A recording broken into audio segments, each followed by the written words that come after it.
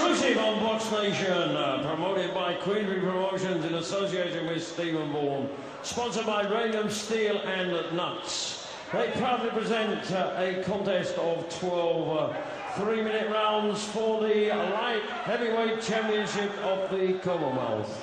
The officials appointed for this contest by the British Boxing Board of Control and the Commonwealth Boxing Council. The judges scoring the contest at ringside on the 10-must system, Mr. Howard Foster, Mr. Steve Gray and Mr. Dave Paris. And when the action begins, our third man in the ring this evening, our referee, Mr. Ian John Lewis. Ladies and gentlemen, introducing our boxers, and firstly, in the red corner, wearing the all-black trunks. He fights out of Swansea, weighing at 12 stone 5 pound. He brings to the ring a 45 professional record consisting of 35 wins, 27 come in by way of knockout with 5 losses. He comes to the ring tonight as the former Cruiserweight Champion of the World and the challenger for tonight's title, presenting Enzo Macronelli.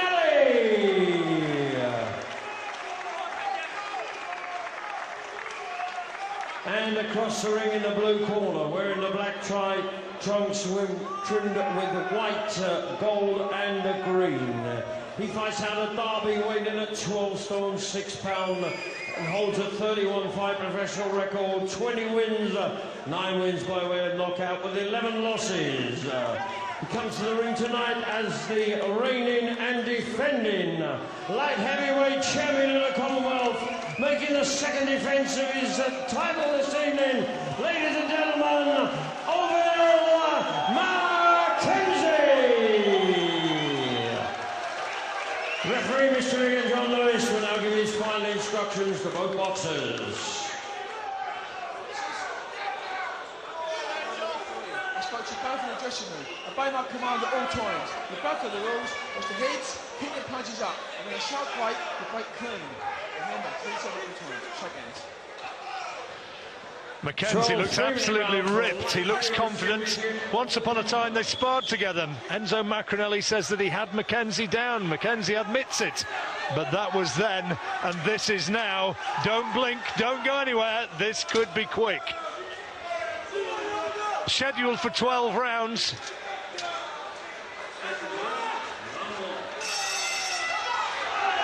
Both of them big punchers. See Macronelli, 6'4", towering over the 6-foot Mackenzie, but Mackenzie has very, very long reach. According to our statistics, he actually has a longer reach than Macronelli, and you can see he's predetermined that he's going to start this one fast. He's going to start it hard, and Macronelli, well, he's got to be focused on trying to box his way through. It looks like Enzo's come out with those plans. What we expected, Oville's come to jump on Enzo. Enzo looks like he's trying to box his way into this, take Oville into the later rounds. Oville Mackenzie teeing himself up for that detonator of a real firecracker right hand. There's one thing you can say about Mackenzie, though. Everybody's making a lot of his punching power. And yeah, he's a big puncher.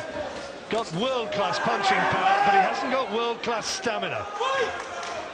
Maybe that's something down to the physique, because he's absolutely chiseled. He's in fantastic shape, but I'm sure the Shinfields have been working on that. But maybe that plays a part in it. Who knows? Oville Mackenzie, who trains with Jason and Mike Shinfield in Summercoats. Enzo Macronelli has been working with Gary Lockett down there in South Wales. Many years, of course, he was associated with the Calzaghe camp. And actually, Gary Lockett, for a spell there, also worked with Enzo Calzaghe.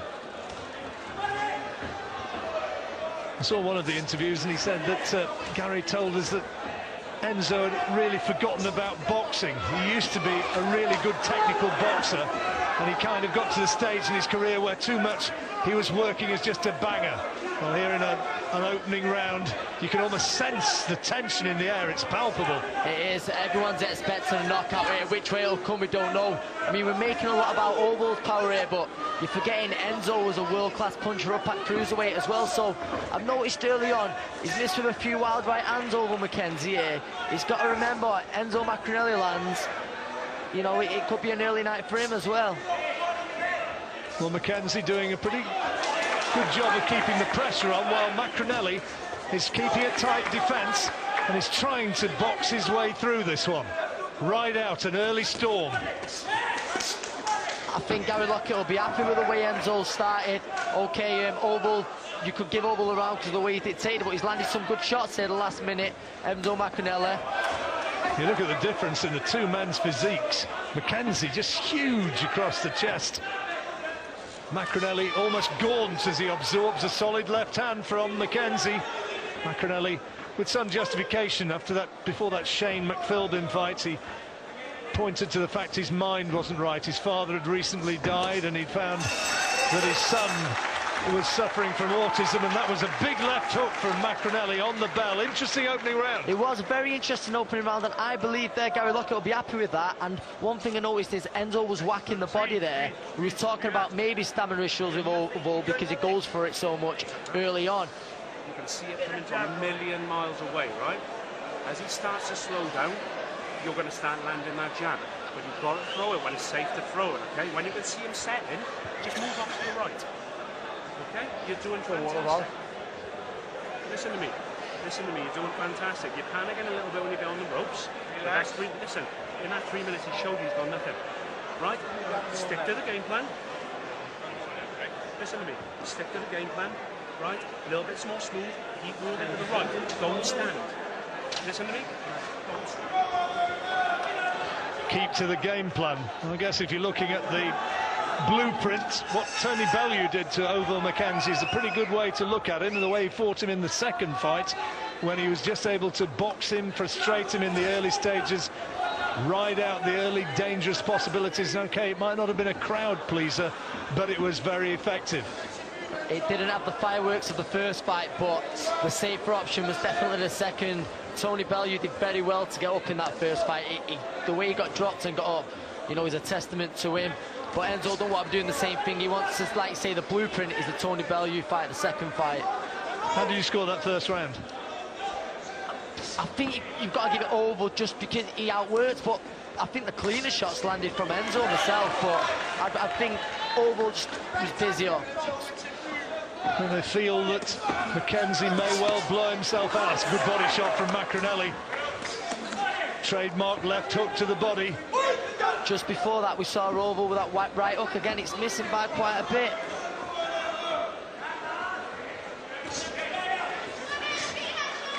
Maccarinelli keeping a high guard, and he's been able to evade most of the bombs which have been thrown in his direction. And this big puncher from Derby. You heard Gary Lockett mention about getting that jab off, and Enzo's landed it a few times there.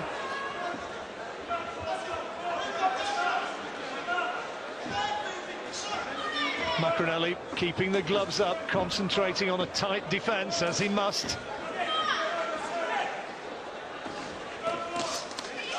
Two landing simultaneously with decent headshots. I think what Oval's doing, everything he seems to be teeing up for the right hand. It's tap, tap, tap with left and then big right. He's got, I feel like Oval's got to vary his work up a little bit. Well, he's keeping up a very high work rate here, Mackenzie, and you sense that this is a gamble, and if it doesn't come off, it might work against him. He's putting a lot of energy into these opening rounds. Yes, he's landing a good right there. John Lewis doing, yeah. What is he doing? Surely this cannot be stopped here. If he stops that, that is a nonsense. He stopped it. I cannot believe it. I cannot believe that.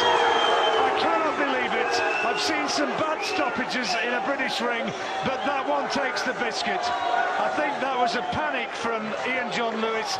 He saw punches going in. Macronelli was not hurt, and for me, no way that fight should have been stopped. No way. You can see Ian John Lewis there. He said sorry to both Enzo and Gary Lockett. I think he has panicked a little bit. It's Ian John Lewis, fantastic referee, and he rarely gets it wrong, but I think he's just held his hands up there and, you know, admitted he's called that wrong. Anthony, you shy. I shy away. Let's watch again this closing. Now, let's watch the punches going in. Now, you see a great left hand from Macronelli, who's caught by a couple of hooks, but he's got his gloves up. He's got his gloves up. That is a very bad stoppage, very, very bad stoppage. And like I say, I think Ian John Lewis has admitted he's made a big mistake. Look, you can see the look on his face there. Well, Enzo Macronelli is talking to us over the top of the ropes, and he's furious with that. Yeah, he took some, there were a couple of big shots went in, but you look, he's clear-eyed there, and there is no way that should have been stopped. No way. You've really got to feel sorry for Enzo there. He's trained hard. His game plan looked like it was going to plan. He was certainly having a good second round as well, and you've got to feel for Enzo Macronelli Anthony, right now. I know refereeing is a difficult job, and these guys, they're under pressure. They're the ones who've got to make snap decisions. But look at the face of Ian John Lewis. He knows he has made one of the worst calls that you would ever see. He has. You can see there, he's gutted. He knows he's made a mistake. He's made a big mistake there, and it's so unfortunate for Enzo Macronelli. The chants which are now reverberating around this arena are Enzo. And if there's any justice in this world, Simon Block, I'm sure, the main man of the Commonwealth Federation, he'll be watching this. If there's any sort of justice here, surely there has to be a rematch. Let's go now and get confirmation of the results, and hopefully afterwards I'd like to hear from both fighters, because I think they must know, and Ovil Mackenzie must know, that that was just plain wrong. Here's Mike Goodall. Ladies and gentlemen, after 2 minutes and 20 seconds of round two, in the interest of Enzo Macronelli's own safety, the referee has stopped the contest. The winner, and still light heavyweight champion of the Commonwealth, Ovil Mackenzie. And ladies and gentlemen, please show your sympathetic appreciations for Enzo Macronelli. There'll be people out there who say that I've gone a bit too far on this, but you know, you've got to call it as you see it, and I just don't think that was right. Ovil Mackenzie may well have won the fight. He may well have got the stoppage, but he shouldn't have got the stoppage like that. A very, very disappointed, gutted Enzo Macronelli making his way out of the ring, and the champion still Ovil Mackenzie.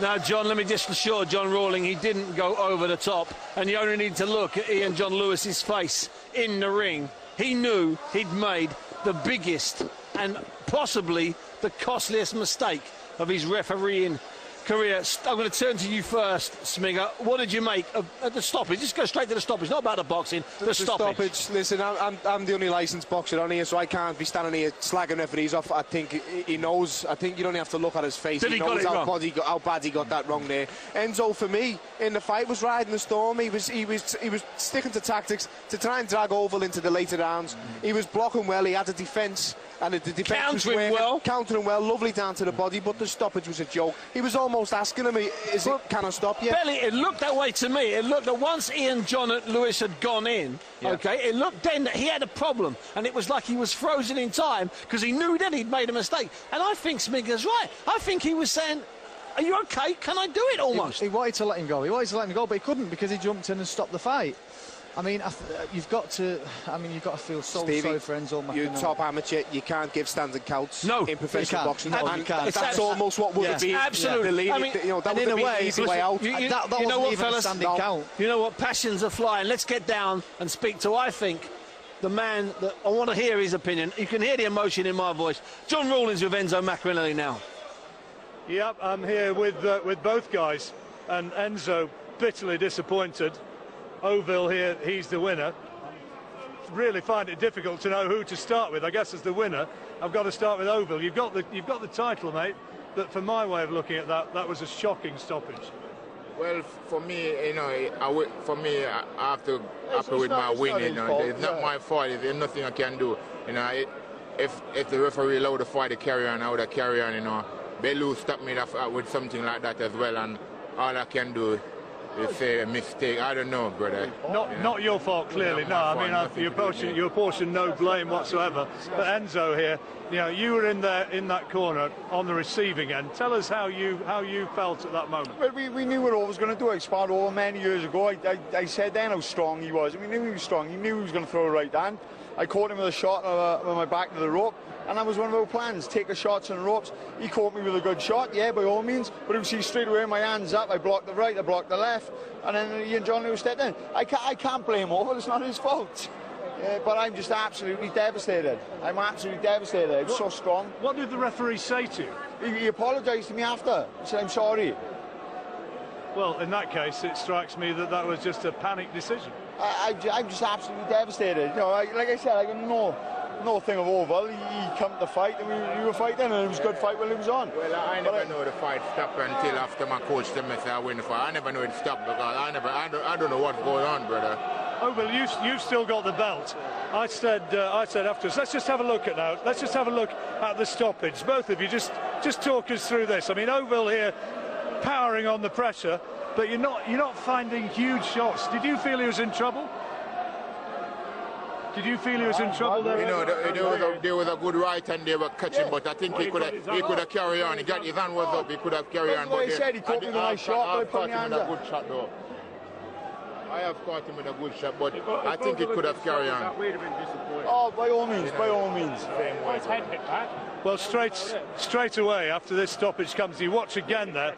You see, you've caught him with a left hook there, and there's a decent shot, and that's the point at which he comes in. But you'd got your gloves up there, Andrew. You can see I'm actually turning into the shot as well.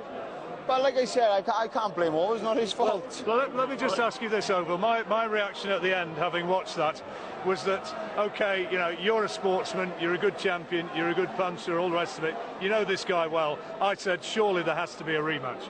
Well, if the rematch is there, I'm ready to give it to him anytime, brother, because, you know what I'm saying? You know, Bellew done the same thing to me, and he give me a rematch.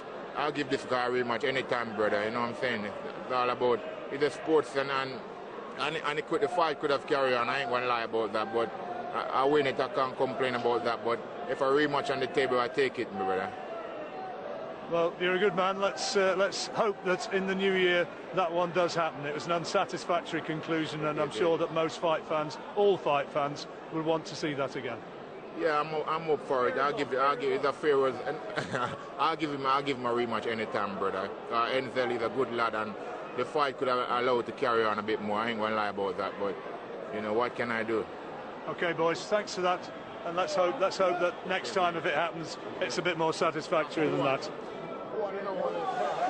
You know, when you see two fighters looking that subdued and that down and that flat, you know something extraordinary and odd has happened. You've had the benefit now to watch it a couple of times.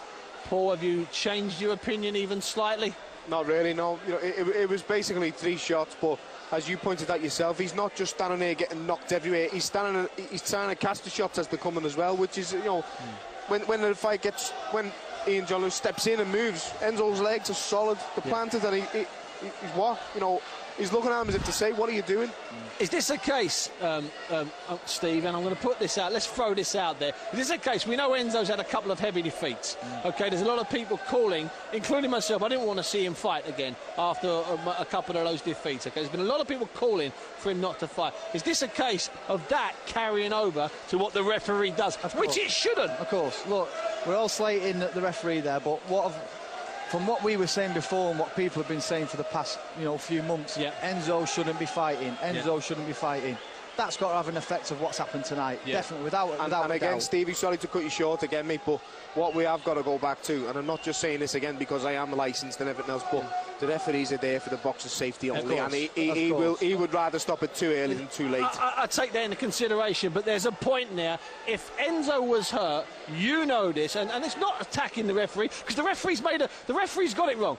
Ian John Lewis will hold his hands up and say, I've got it wrong. He's been human there. Yeah, exactly. He's been human. Yeah, exactly. He's got it, and there's that moment, there's that horrible pregnant pause when he's looking, and he tries to edge away, almost like he's going to let them carry on. So he's got it wrong, and he'll have to answer for that, Ian John Lewis. Exactly. And that's not a criticism, that's a fact. I saw the stoppage a few weeks back, and I can't even remember off the top of my head which one it was, but it could have been stopped maybe 2 shots early. Yeah. And that's just boxing. It's going to happen. We're going to get fights where one will get stopped too early, one will get too late, but the boxer's safety has to be paramount, and I think that'll be the answer from the board and Ian John Lewis, and we can't argue with that. And just before we move on from the pair of you, starting with you, Belly, Ovill McKenzie did what Ovill McKenzie does. He tries to close down the ring and throw that big right hand. What did you think of what we saw of Enzo's performance up until that stoppage point? You know, that's the first time I've seen Enzo box, and it's a totally different way we've seen Enzo box. That was exactly what he should have been doing, and that was his game plan. They've done a great job with him, and I think over the maybe past 5-6 rounds, that's when we'd have seen Enzo come on top. And that's why I think, Paul, it makes a great rematch. And George Warren, by the way, has said he's going to try and make it happen in the new year. He's just said then. I think Enzo McAnally and Gary Lockett deserve a lot of praise and credit for the way Enzo's defence was tonight. He wasn't like a shot fighter who was scared to even take one. He was taking them on the gloves and riding shots, like you pointed out, and that's not the sign of a fighter who's not confident in his chin.